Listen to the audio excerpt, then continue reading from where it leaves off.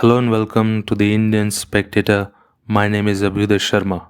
So yesterday, when I was reading the NCRT, I found this definition and example of liberalism, which is explained beautifully here.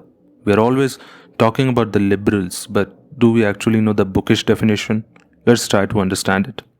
Liberalism means tolerance, that is, even when we are uncomfortable with someone's views or beliefs, we still hear them out and respect their freedom of speech and expression. But it's not the only modern ideology which supports tolerance, and there is a difference between theory and practice as well.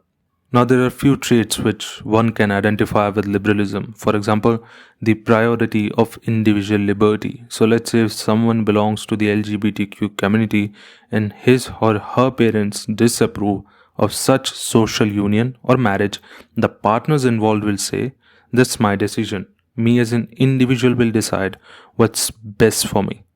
Liberals also tend to be suspicious of political authority. That's why you'll observe most activists identify themselves as liberals. And now I would like you to connect why K.K Mohammad said it's an irony that liberals are up against Hinduism, despite it being the most liberal thought. Because in Hinduism there is a room for everyone, an emphasis on individual liberty too, as the definition says. An atheist, a guy who prays to Shiva, a woman who prays to Vishnu, everyone is allowed to have that individual liberty in these religious affairs. But that freedom, where an individual is allowed to decide its mode of worship, whom to worship, is not allowed in Abrahamic religions, and hence they are not liberal. Now, we also see growing influence between liberals and Karl Marx, a shift from the past. Liberals stood for free market, but now they are talking about reducing inequality and more welfare measures. But in my opinion, doesn't that violate their own core beliefs?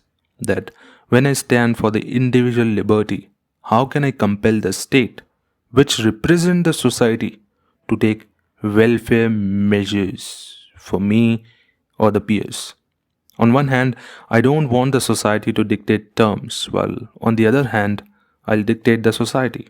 Now, my biggest worry with liberalism and concern for the liberals is that when we become too self centric and wants to completely disassociate with the societal constraints and norms, wouldn't that lead to isolation at a later stage and hence consequently more depression cases?